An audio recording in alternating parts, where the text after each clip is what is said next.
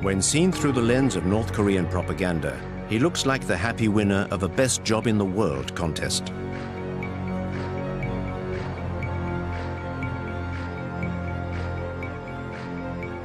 Each time he's out in public, he has the air of a man marveling in the discovery of a fabulous country that his parents built just for him. A country where he has a hand in just about everything. Drawing up plans for a new quarter of Pyongyang. Being a lifeguard for the youth of North Korea.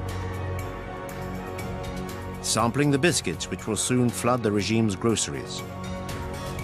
Overseeing the growth of the chicks on the state farms. And even acting as an advisor to the country's hair salons. Arduous days, but days where he can still find the time to try out the latest rides at the capital's amusement park. These absurd, amusing, but also terrifying images are the only ones we have to help us understand this young man, who is at the controls of a nuclear power.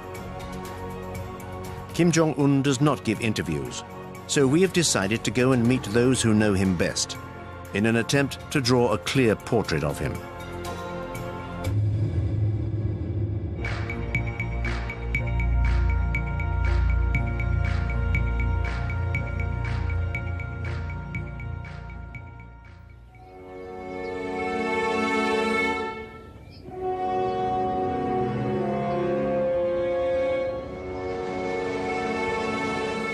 Our journey begins in the heart of the Swiss Alps, in Bern, the capital of the Swiss Confederation. This is the home of one of the biggest North Korean communities abroad.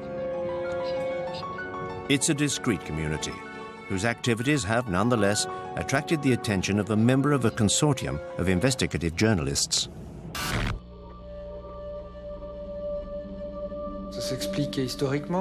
There is a historical explanation. Switzerland is a neutral country, a member of the United Nations in Geneva and other international bodies. And North Koreans have always had access to Switzerland, with its peaceful side and its respect for privacy. Many famous people have sent their children to be educated here in Switzerland. These are probably the reasons that compelled Kim Jong-il to send his children to Switzerland.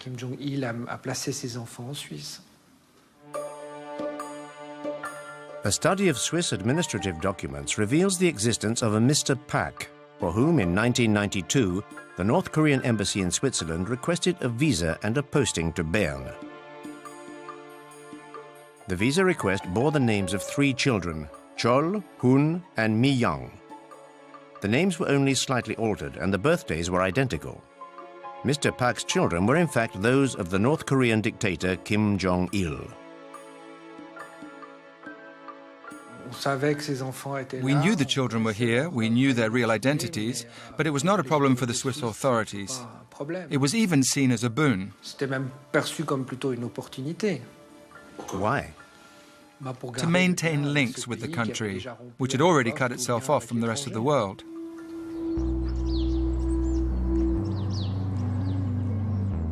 The unusual family spent a year living at the embassy in a residential suburb of Bern. Chol, the eldest, enrolled at a nearby international school for the children of diplomats and businessmen.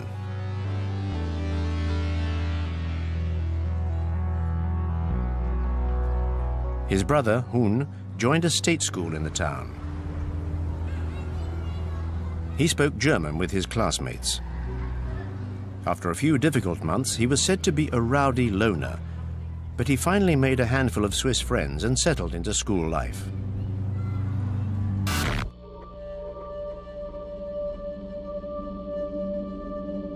The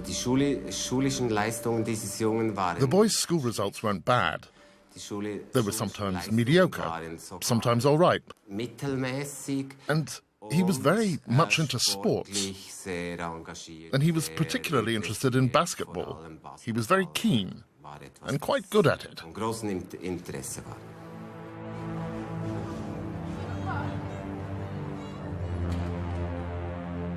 Around this time, the Pak family moved into an ordinary apartment near the school. Visitors were not welcome. But there were photos of the property on the estate agent's website, showing a standard middle-class family home. Living here meant the children could enjoy a free and easy life with their friends. They sometimes had lessons in Swiss democracy at school.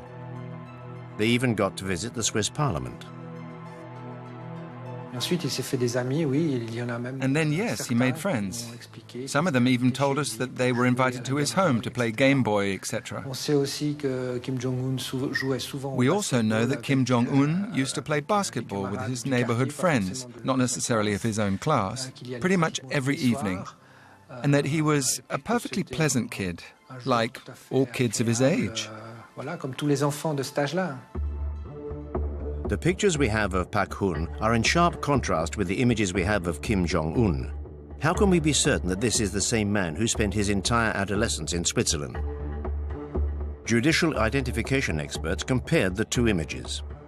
Facial spacing, ears, teeth. There seemed to be no possible doubt. Added to which, another clue was unearthed by the Swiss Secret Service. A North Korean woman by the name of Ko Young-hee regularly arrived in Switzerland by private plane. The Swiss agents who tailed her suspected she was smuggling precious metals. But the truth was something else altogether.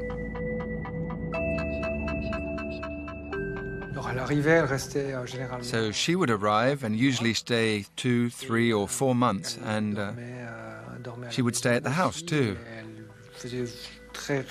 But she would also go off on regular shopping trips in the great capitals of Europe. Or there would be big family get-togethers. I was told about a family reunion which took place in a hotel at Interlaken, for instance, where the family rented out a whole wing of the hotel and met up there.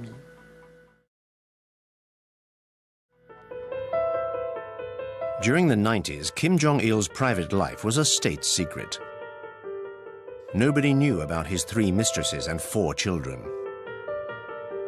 And when his health started to deteriorate, North Korea's neighbors were worried about who would succeed him and what might happen if Kim Jong-il were to disappear suddenly. But within the Kim family's secretive bosom, the decision had long since been made. The eldest son, Kim Jong-nam, would have seemed to be the natural successor in the Confucian tradition, just as Kim Jong-il had inherited power from his father. But Kim Jong-nam had committed several gaffes, among them an embarrassing arrest in Tokyo with a fake passport. He had wanted to visit Disneyland with his family.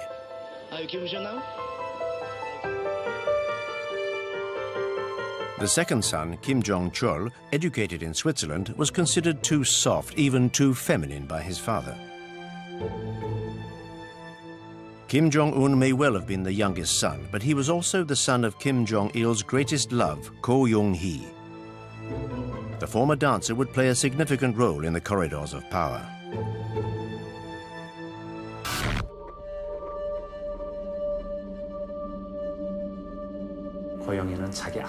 Ko Young-hee played an important part in ensuring that her son took over the reins of power. Kim Jong-nam, the eldest son, already had an important role in the country's hierarchy, with an elevated position at the General Bureau of Data Processing, where he specialized in communication networks. But since Kim Jong-un took control, Kim Jong-nam has found himself in an awkward position. He can no longer return to North Korea.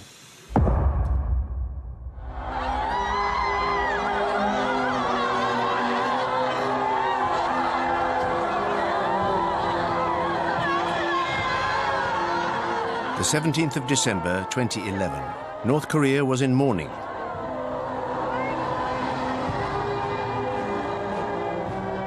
Kim Jong-il, the shining sun of the 21st century, had died just a few days before. It was time for the propaganda machine to set up the funeral scene. The funeral would also be the confirmation of the youngest son's accession, which had been confirmed to North Korea and the rest of the world a year earlier.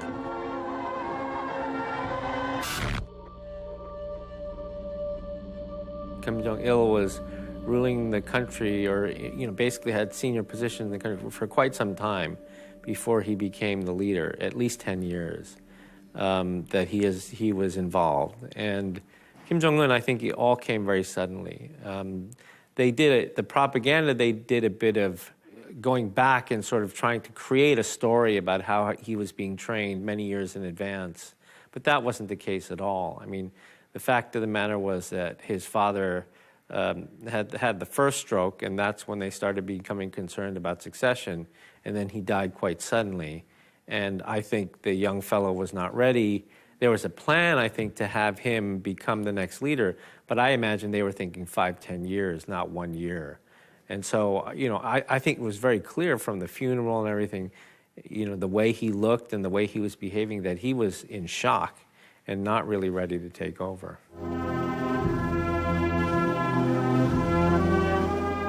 Kim Jong-un's problems had already begun.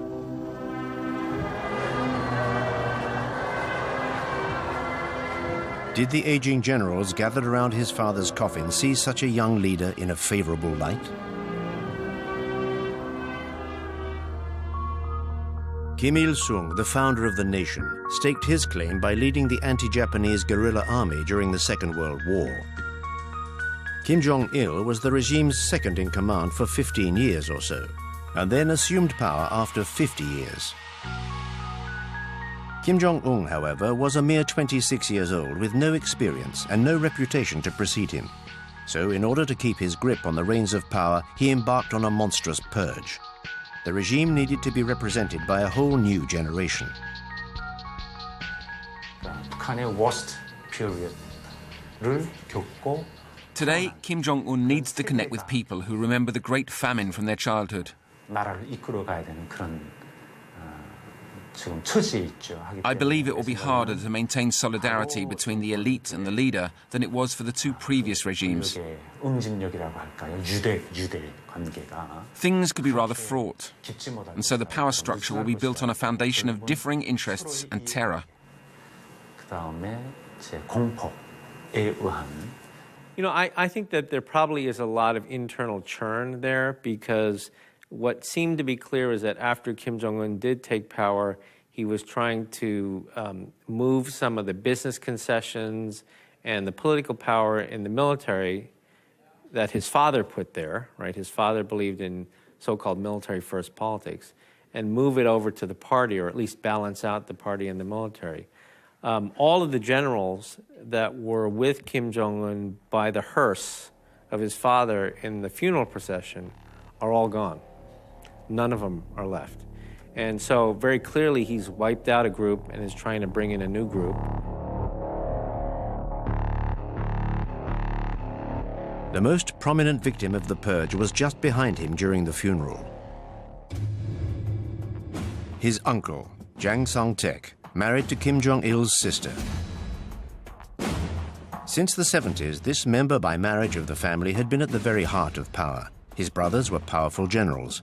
He himself had held a number of key posts in the armed forces and the economy.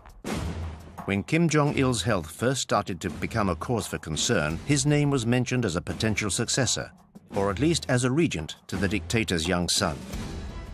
2 years after coming to power, Kim Jong-un decided that his apprenticeship was over and had his uncle executed, along with most of his closest relatives. 굉장히 유능하고 For us, Jang Sang-tak was a very competent man. 자기 I worked with him. 부하들 잘 챙기고 He was funny and kind to his subordinates. 업무 He took good care of us and worked hard. 이었죠. Certainly the news of his arrest and then his execution were quite surprising to many of us who study this country. But I think what was the most surprising was the written statement that came out explaining why he had been killed. You know, in the past in North Korea, when these sorts of things happen, they happen very quietly. It's a car accident or it's a sickness, and there's really not much explanation given. But in this case, you know, a very clear explanation, in many ways exposing vulnerabilities inside of North Korea. The charge sheet accused Jang Sang-taek of wanting to overthrow the regime. This was a tacit admission of a struggle at the heart of the power structure. He was also accused of being an unfaithful husband and a corrupt communist. And rumors of his fondness for young girls were confirmed by the official press.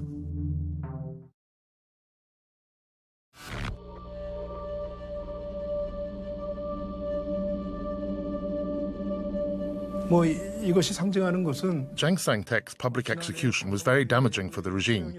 North Korea is a deeply Confucianist country where respect for one's elders, especially relatives, is ingrained.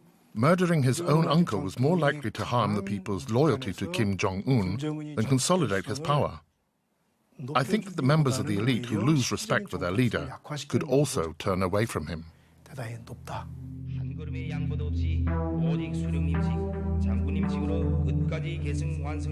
In order for his accession to power to succeed, Kim Jong-un decided to use terror to subdue the regime's old guard.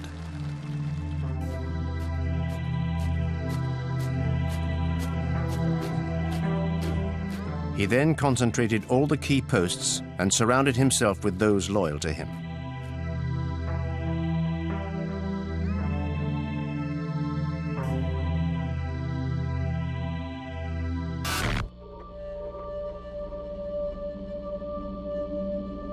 I think that Kim Jong-un is in charge. I don't think that there are puppets behind him because I think the system is designed to only have one person in charge.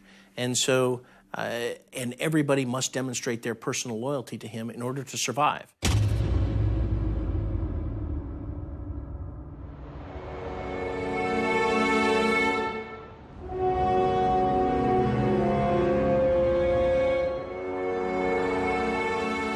"20 million Koreans live in the city of Seoul, the capital of South Korea. 20 million people more obsessed with their own success than with Kim Jong-un. However, closer scrutiny reveals that the whole city is ready for war. The military's control over the city makes it an impregnable citadel. A vast underground network was conceived as a shelter from any attack by the North. But people no longer notice the gas masks and the emergency rations provided in ever-dwindling numbers in the underground stations.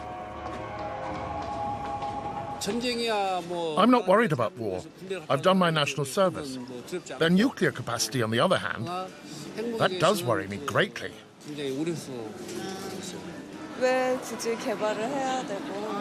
I don't understand why he wants to develop nuclear weapons. To blackmail us? To threaten us? To get something out of us? Or just for his own personal glory?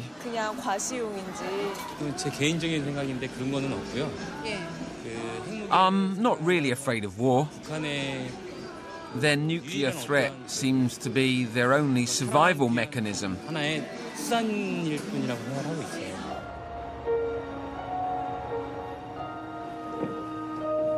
The North Korean border is only 30 kilometers away.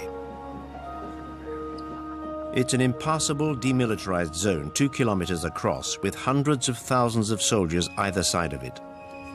Seoul is well within range of cannon fire. The soldiers in the south can see villages in the north. Unlike his father, Kim Jong-un personally inspects the advanced posts, which are the greatest threat to Seoul.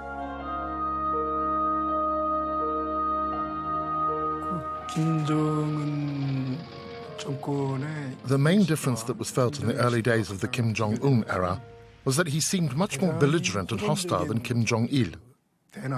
This was particularly noticeable in his military policy. It was very public. He didn't try to hide it. He stressed the importance of operations designed for a potential confrontation with South Korea. He increasingly put his armed forces on a war footing. This approach was illustrated by the training and exercises that the North Koreans were subjected to.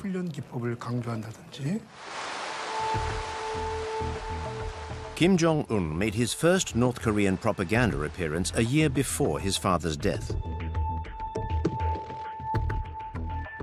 He was made a 4-star general, signifying his arrival at the heart of power. In North Korea, power means first and foremost the army. I believe that he attended, for a period of time, perhaps maybe 6 months, one of the military academies. They have given him some titles, and of course, he, the way that they're creating the myth is that he planned the Cheonun sinking and the shelling of YP-do. So I don't believe he has any credible military experience, but I think that they are trying to create that myth.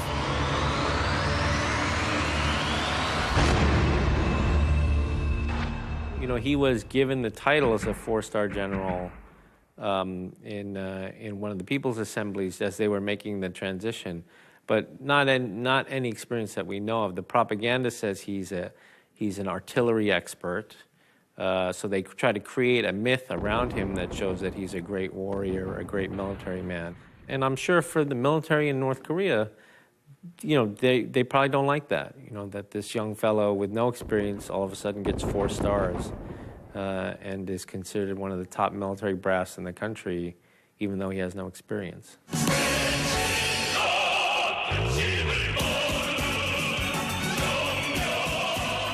The North Korean army consists of over 1 million men and 6 million reservists. Morale-boosting inspections of all units is a daily obligation for the great leader.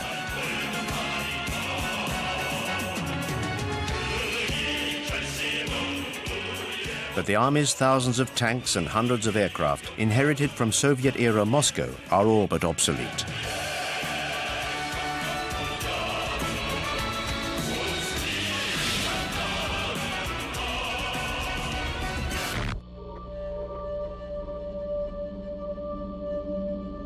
Pyongyang, and so 90 miles, 20 miles to the border with the DMZ, you don't need such conventional, sophisticated weaponry. You need the manpower, the multiple rocket launchers.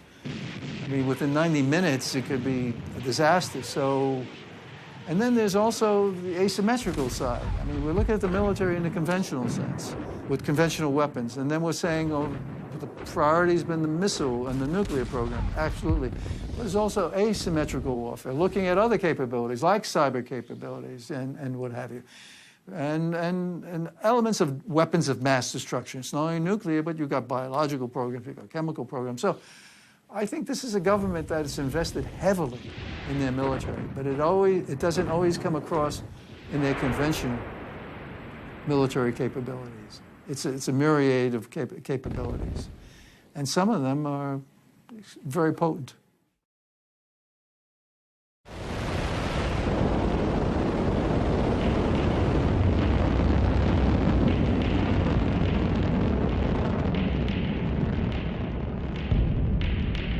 I mean, we all have to care about North Korea. Let's be practical.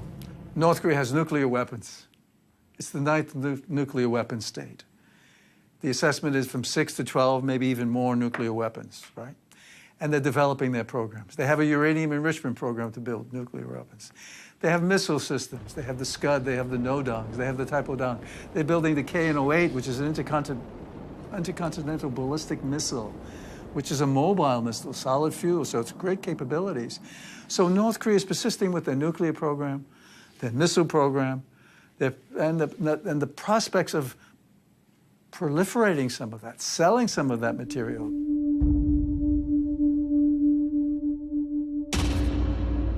Kim Jong-il's nuclear program was his grand project. But his son decided to carry it on and even to intensify its development. While its conventional arsenal was not up to the job of fighting its enemies, the atomic bomb became a North Korean obsession. Despite international objections, a huge amount of resources was poured into the project. Pyongyang believed that owning the atom bomb was the only way the regime could survive.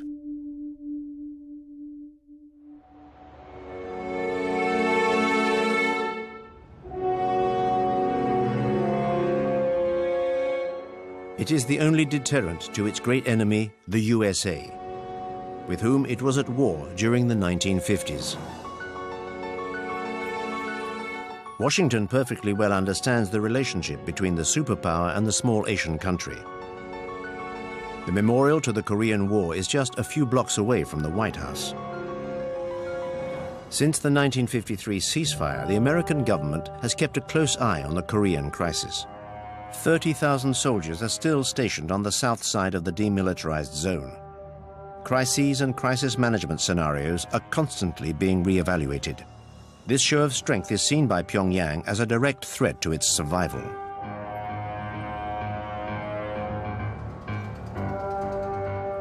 I think that, they fear the Ceausescu end. They fear the Gaddafi end, the Saddam end. All those those leaders who have lost because they didn't have nuclear weapons, they made agreements with the United States, or their people rebelled, in Ceausescu's case, they don't want to end up in those cases.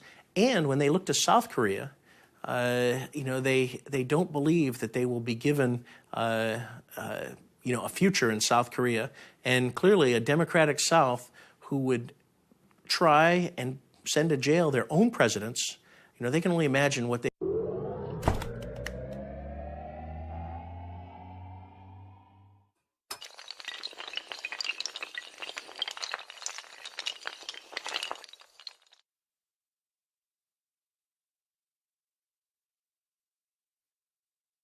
they would do to North Koreans, to the regime, given the atrocities and crimes against humanity that they've committed.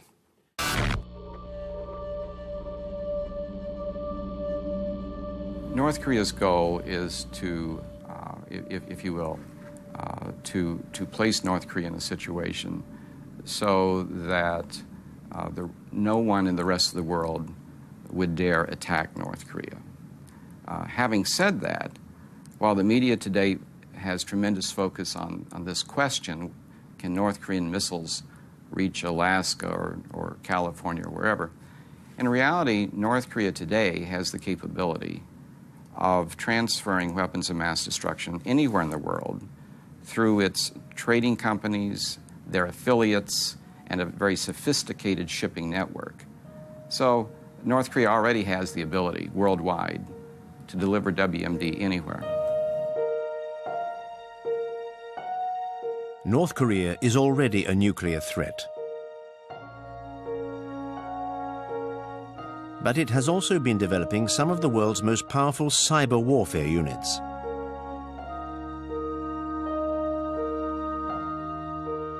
For example, they attacked the South Korean financial system, as well as Sony's film studios in the US, in the wake of a comedy movie which openly mocked Kim Jong-un.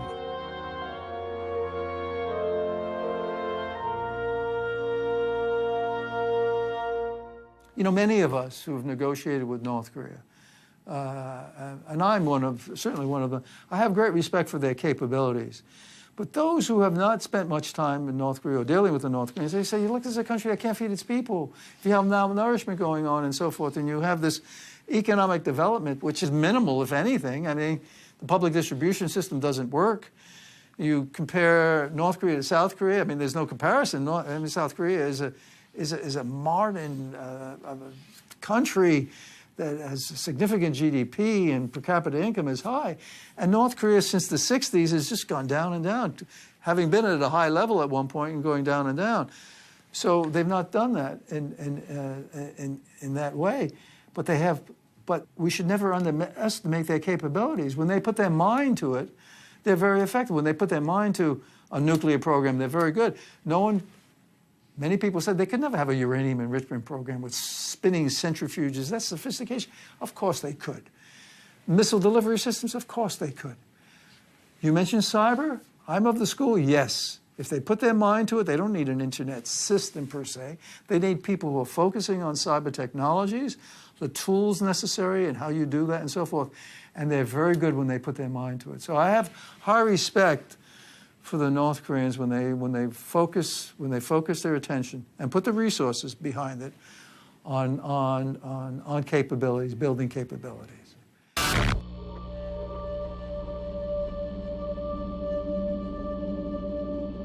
One thing every North Korean leader has understood, and he does as well, I think, if they lower their guard, in their perspective, if they lower their guard, they will be treated by the major powers as the used furniture of history. They'll simply be discarded, walked over, ignored.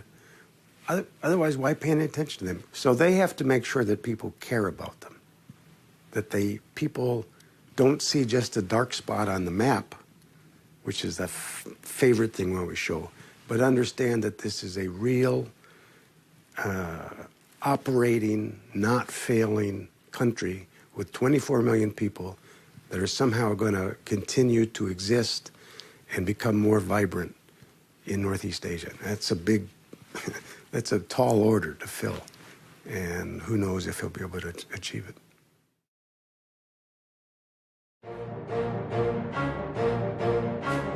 In order to maintain his grip on power, Kim Jong-un decided to fight a war on two fronts. One of these was the preeminence of the army and the apparatus of repression. The young leader spoke openly about the country's poverty. He claimed he would not be able to sleep until his people had an adequate standard of living. From his youngest days, Kim Jong-un spent a long time with his father's Japanese chef, who became his close companion.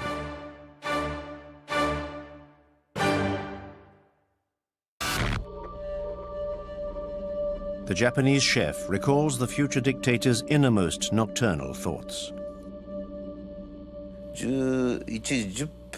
I remember one night we started talking at about 11:10 p.m. When we had finished, I looked at my watch. It was nearly 5 a.m. We spoke of many things. He told me, "I've been to Europe, to Asia, to Japan several times. The shops are full of food. But in my country, there's none. Something should be done."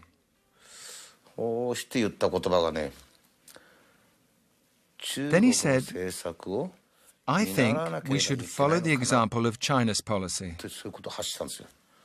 When I heard that, I realized that he was determined to go down the route of economic liberalization and reform.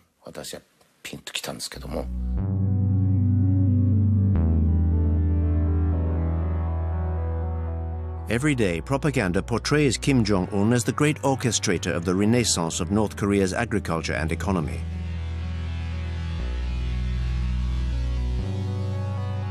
Early results were modest, but the country seemed to have consigned to history the famines which decimated the population during the 90s.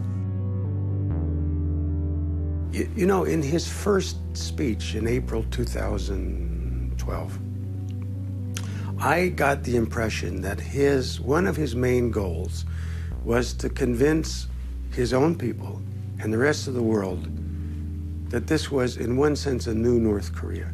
Many of the things that had happened in the past were of the past.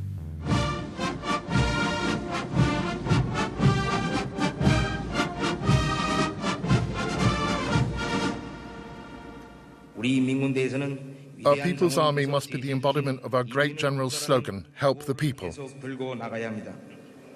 The People's Army's soldiers and officers do more for the people than they would do for their own families. Our people are the finest people in the world. They have faithfully supported the party in face of great challenges. They should never have to tighten their belts again. They should be able to benefit fully from the riches of socialism. That is our party's firmest resolution.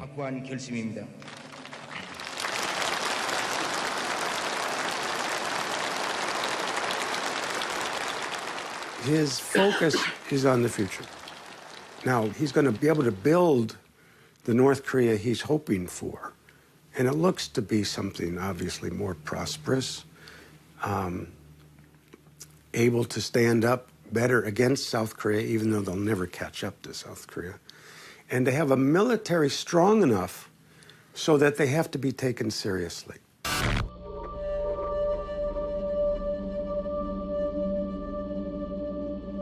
많이 어렵지는 않아요.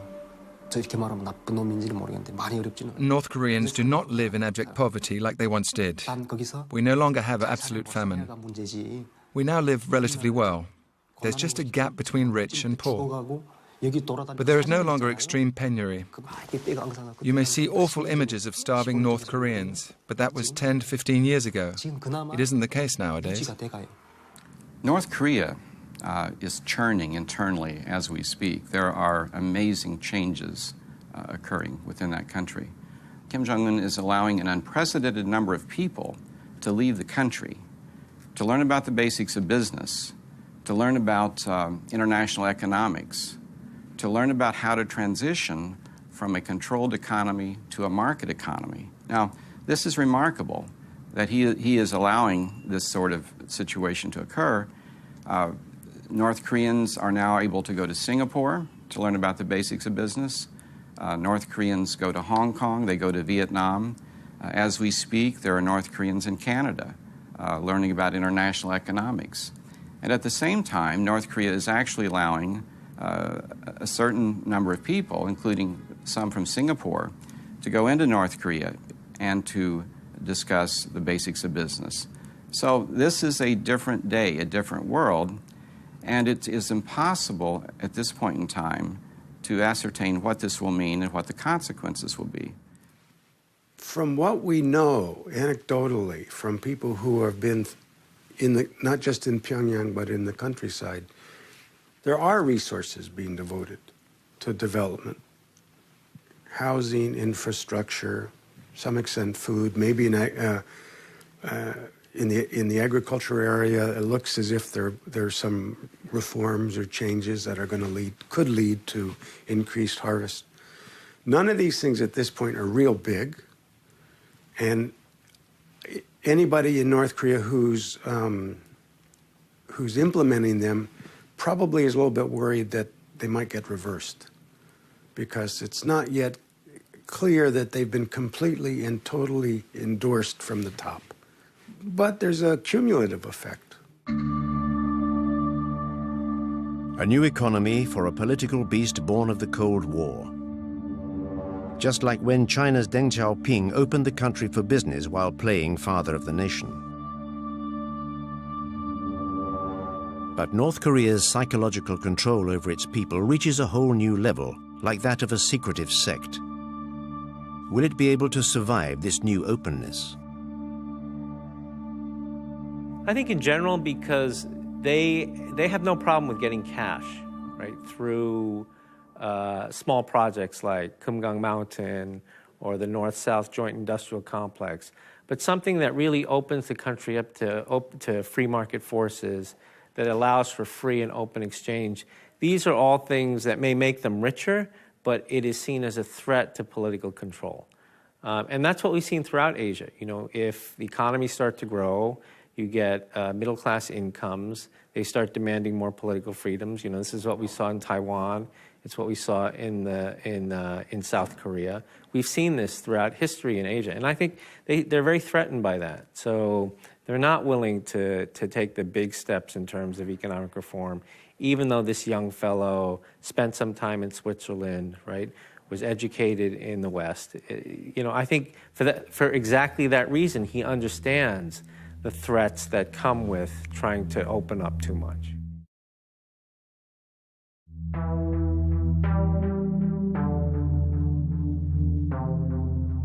For Kim Jong-un, it's a matter of survival. After the years of poverty of his father's reign, North Koreans need to be given a new sense of hope if the country is going to stay together. His cheerful appearances and chubby frame contribute to the resurrection of the image of Kim Il-sung, who he has come to resemble physically. In North Korea, even the smallest child in the street loves Kim Il-sung. He was the great leader. During his time, people ate well and were not poor. It was from the reign of Kim Jong-il that the country experienced the worst poverty. So Kim Jong-un is trying to show that he is not like his father, but like his grandfather, whom everybody loves. And that's why he tries to be like his grandfather now.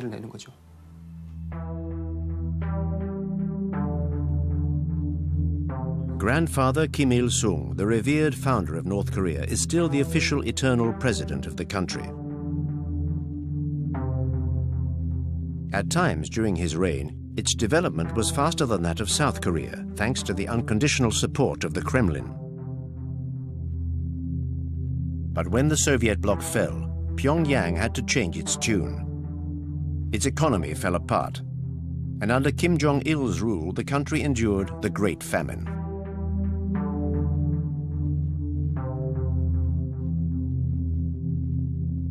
By adopting his grandfather's style, Kim Jong-un seeks to recreate the mythical glory years.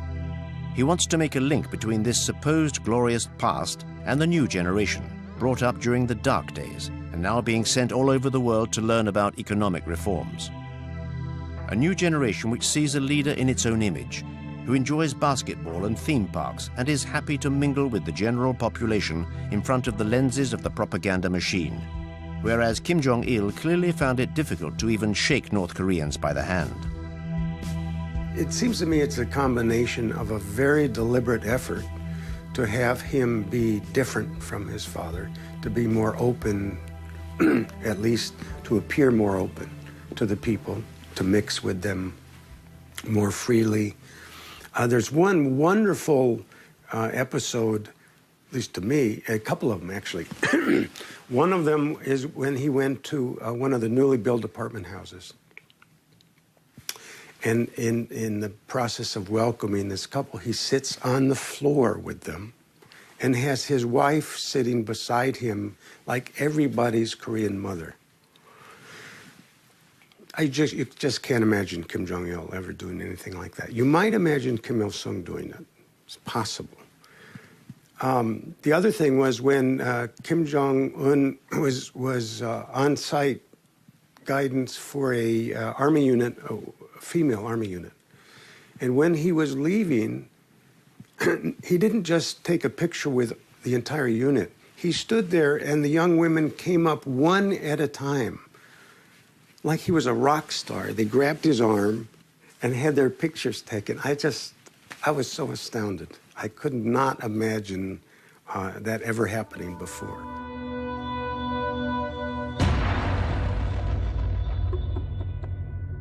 Something that seemed equally unimaginable was to hear Kim Jong-il's voice. Throughout his reign, the only propaganda put out was either silent films or images. He never spoke in public.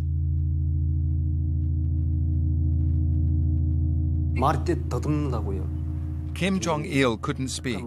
He had a stutter. So he couldn't speak in public. I only ever heard his voice through a door when he was having a meeting with his chiefs of staff. He stammered. He struggled with language. Kim Jong-un, on the other hand, he can talk. Moreover, he talks like his grandfather. He even imitates his voice. So in the beginning, it was even said that Kim Il-sung had been resurrected. It had become like an actor's job to recreate his image.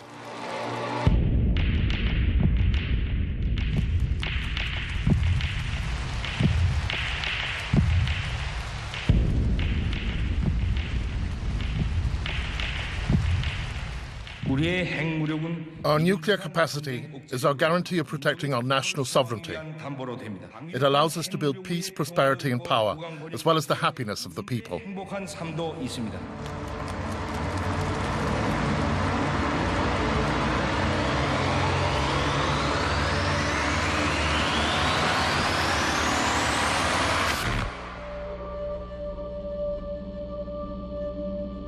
세대가 좀 달라 보입니다. 김정일과 There is a generational difference, for one thing. 아무래도 외국 유학을 했고 In my eyes, Kim Jong-un and Kim Jong-il have different styles. Kim Jong-un studied abroad, so would have a closer understanding of international criteria. Therefore, he seems more normal than Kim Jong-il, who had too many wives and wanted to keep his family, especially his sons, hidden. Kim Jong-un will not be like his father. So I think he's trying to demonstrate that he has a relatively normal presidential style.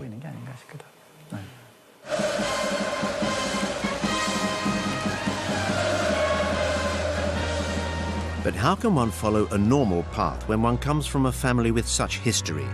Kim Jong-un seems to have chosen to allow a degree of transparency where his family is concerned. Since the beginning of his reign, he has shown off his wife. She accompanies him on his many excursions. Immaculately turned out, she occasionally treats herself to luxury toiletry items. North Korea has for the first time its own First Lady. Always smiling, she is a symbol of modernity and diversity. Kim Jong-il, for his part, had a great many secret mistresses, most of them selected from among the ranks of the regime's official artistic community. This troupe was conceived essentially as a harem for the dear leaders. Kim Jong-un's mother, like his wife, issued from these ranks. It was at the end of his adolescence that Kim Jong-un could begin to make his choice.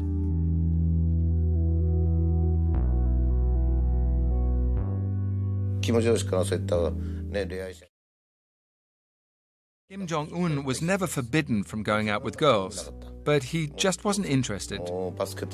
He was just interested in sports. He was always playing basketball. But one day, I felt relieved. That day, amongst the pleasure brigade, there was a buxom young lady. Kim Jong-un called me over and said, "Fujimoto, look at those puppies." I was so relieved to hear him say that. I told myself, he's a lad, and everything's going to be fine.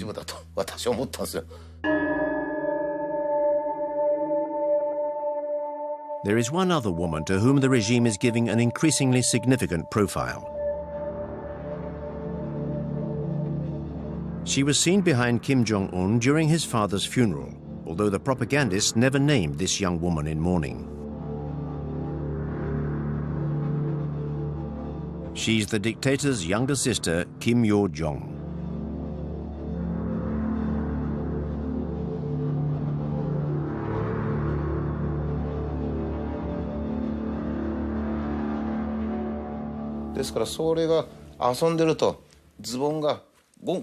When she was playing, and her trousers or her nappies would start to fall down, it was always Kim Jong-un who noticed. "Watch out," he would say, and he would pull them up. He was so fond of her, and he's still fond of her today.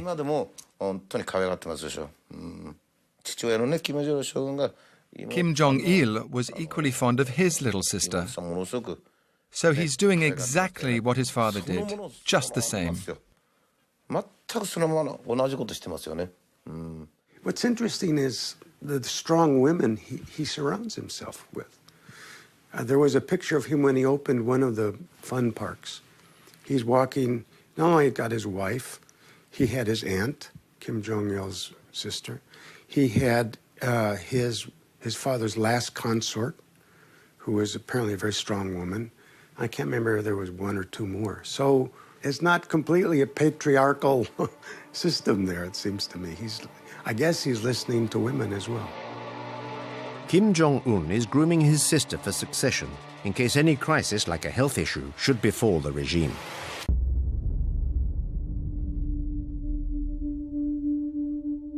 In late 2014, the dictator disappeared for a few months because of a surgical procedure on his ankle.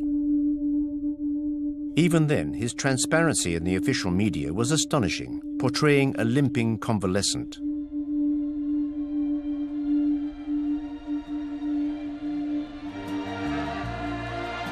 This remarkable contrast with the image of a living god, so commonplace in Korea's daily life, almost seems to embarrass even him. Just like when the soldiers he is visiting seem to be completely irrationally magnetized by his presence.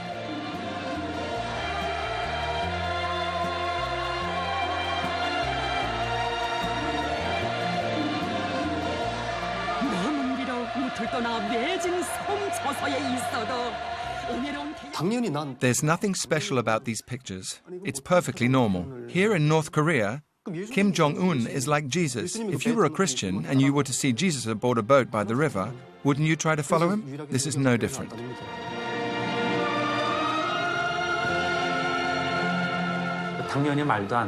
Clearly, it's all very far-fetched. The great leader who can make grenades from pine cones, the great leader who can move at supernatural speed, even the weather is linked to his greatness. Every song sings his praises. You can't take it all too seriously. But brainwashing is very dangerous. When people are constantly exposed to songs, videos, and moving or even grandiose stories, they start to believe them. It's what's called mass psychology.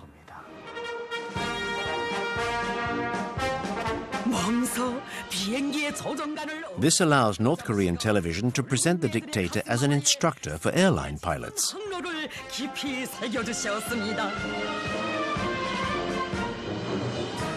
This scenario may appear ridiculous to an expert, but it's part and parcel of the regime's tenor. One question springs to mind when watching these images. To what extent does the main actor believe in the play? And to what extent has this fever-pitch propaganda influenced Kim Jong-un's persona?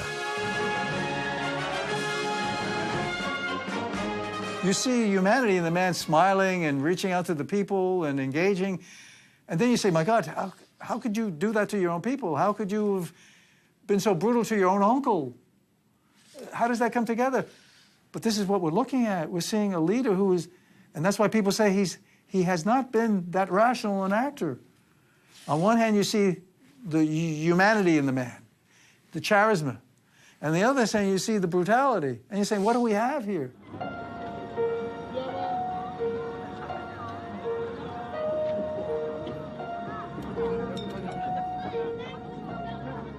At the frontier between the two Koreas, the sentry posts have become tourist destinations. South Koreans come here for a family outing on Sundays to take a look at these vestiges of the separation between the two countries.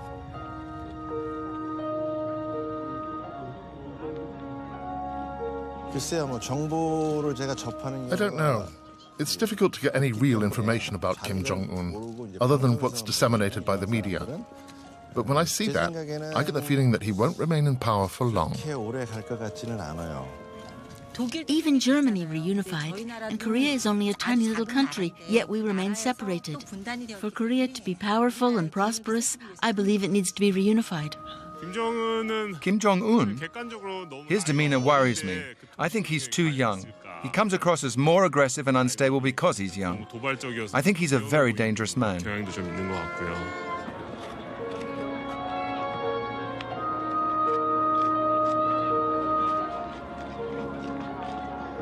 I would say stake my 34 years in the military on the South Korean military would defeat North Korea.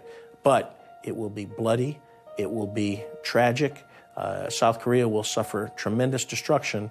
And as I started out saying, the entire world will be impacted, at least economically, if there is a war.